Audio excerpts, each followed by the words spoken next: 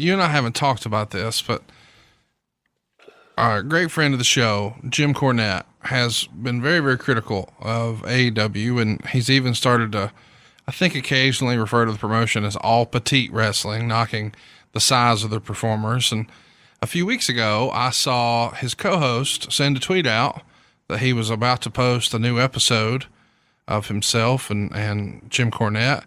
And you replied something like, are you going to gut and quarter AEW again, WTF?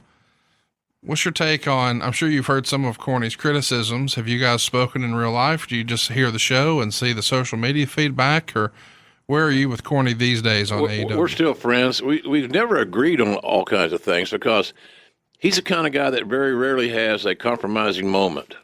He's very set in his ways. He knows he knows what he likes. He knows how wrestling, in his view, should be positioned. And I'm not disagreeing with that. It's just that sometimes the message gets a little bit, I think, coarse, very overly generalized. You know, we know what we have. We know what we need. I think basically Corny's pointing out the obvious. He's not provided any information that I've seen that's new and revolutionary. It's the same thing many of us say behind the scenes. There are things we need to do, but look, these kids are working their ass off, Conrad, and they're not all giants. But you go back and look, your father-in-law, Ric Flair's not a giant. No. He did pretty good in his career. He might be 6 feet. He might be, right? Yeah, I think he's probably realistically 5'10" or 5'11". Yeah. Buddy Rogers was 5'8" or 9. That's right. Jim Londos was 5'6". You go back in all these years, every generation, some of the biggest, Vern Gagne was 6 feet. Well, I mean, let's not forget the two biggest draws in pay-per-view for the last, 5 or 6 years, Floyd Mayweather, Conor McGregor. How tall are those dudes? Yeah. How big are those guys? Yep. And, drawing money is different. And I think, there's been a lot of armchair quarterbacking about AEW, which I think is a little weird that, if you're a real wrestling fan, why would you want anybody to go out of business or not do well? Right. I mean, I know you're wearing the AEW jersey, but you still want Ring of Honor to do well and Absolutely. Impact to do well. And it's better that everybody does well. NWA Pro, I want those guys to do well. NWA, like you said, all of them. We all have friends, Conrad, as long as I've been in the business, there's not a wrestling company in the world that I don't know somebody. Right.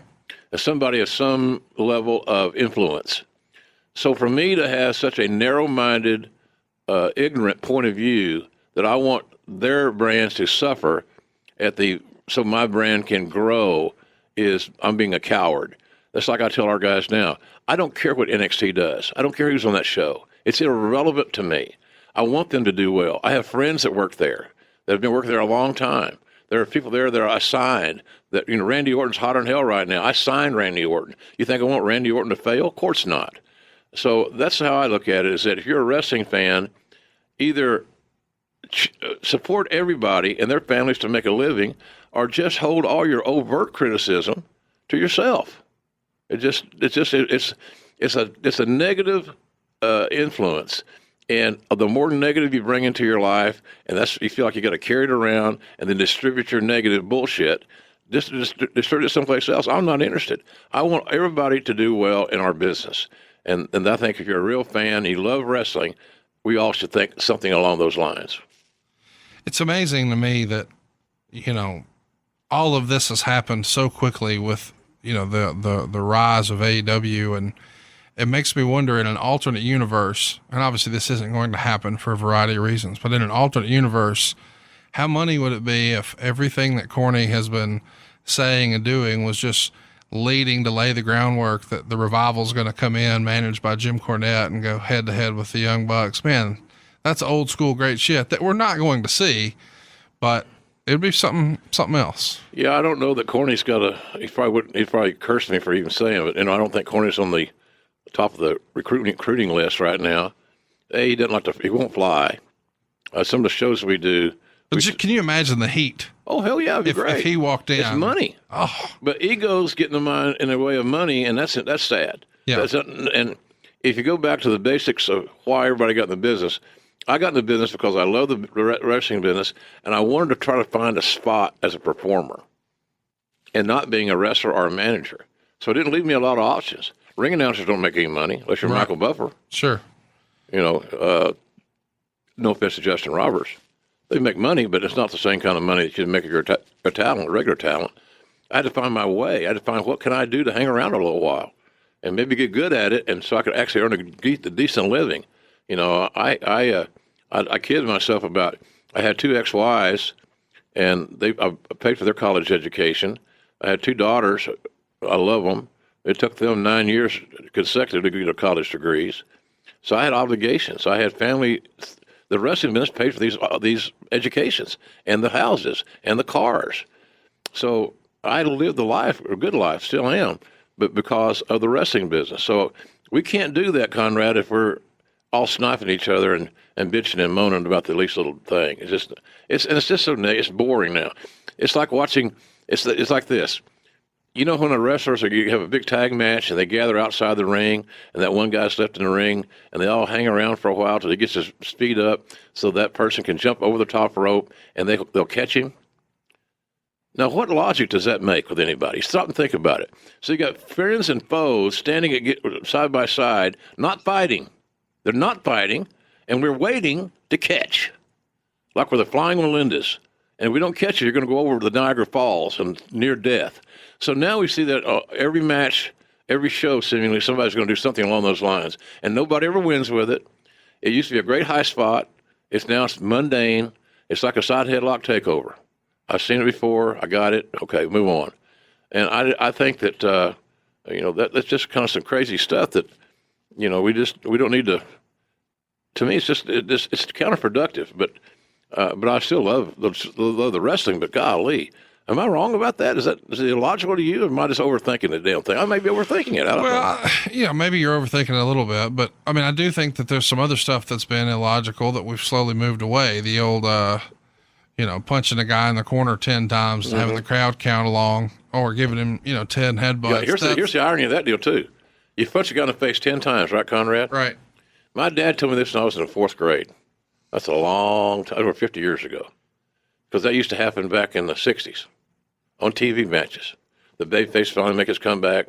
Irish whip to the far side, boom, here he comes, follows him in, mounts the second rope and starts punching down there. And the little studio audience would count right along, like they had cue cards. And then, ironically, miraculously, when the punches ceased, there was no evidence of any DNA. Even SVU, crime scene investigation, couldn't find any DNA. So it was a working punch that exposed the guy. This guy must not be able to punch worth a shit. Or this guy's got, I tried to tell my dad, well, I think I've always heard, Dad, those wrestlers had thick skin. It's conditioned, so they're hard to bruise. And he gave me a BS. Yeah. He said, there's not a wrestler in the world that can take 10 punches from me and not defend them, that there won't be some evidence that I was there. Of course, he was 6'3", 275, and he was a monster. My old man was. I got mom size, unfortunately. Probably a good thing, though. But bottom line is, we do things like that because it's tradition, and it used to work, but it don't work anymore. We've seen it enough. And I that's like scratching. One of the spots I hate worse than anything. I don't even commentate on them. I won't sell them. It's when a wrestler scratches another wrestler, claws them, and then when they're done, there's not one single red mark on the guy's back where he got scratched. So why do we do that? You're not going to beat him with it. At least when the Nate would chop somebody, he chopped the living hell out of him, as we saw last week on our show on the Clash from Corpus Christi. Yeah, him and Sawyer were lighting each other up. Buzz Sawyer and Nate are beating the hell out of each other, laying it in, as they say. So I just think there's some things that we do that are a little bit revealing and unnecessarily.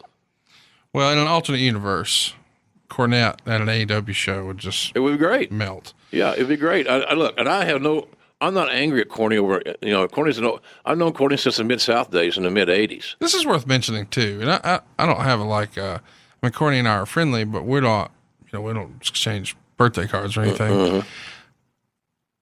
Some of his shtick is for entertainment purposes. Bingo. It's a podcast. And I think so many fans get knee deep in the weeds that this is a guy who gets that funny ha-ha has its place in wrestling. I mean, you can go watch some of the stuff they did in Smoky Mountain and the stuff he grew up on in Memphis. some of those elements are in AEW today, but if what's hot right now is him shitting on AEW, he's going to do more of what's working, right? Yeah, absolutely. And he's like a caustic comedian. He's a Don Rickles-like. If some younger fans don't know who that is, you go to YouTube and watch a Don Rickles. Watch 2 minutes of his bit. You'll see exactly what we're talking about. Or Don Rickles on Johnny Carson's show back in the day. Very marketable. Got great ratings because he was different.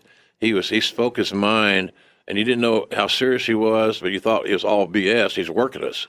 And I think Corny's that way now. He's just got that's his gift that's his stick.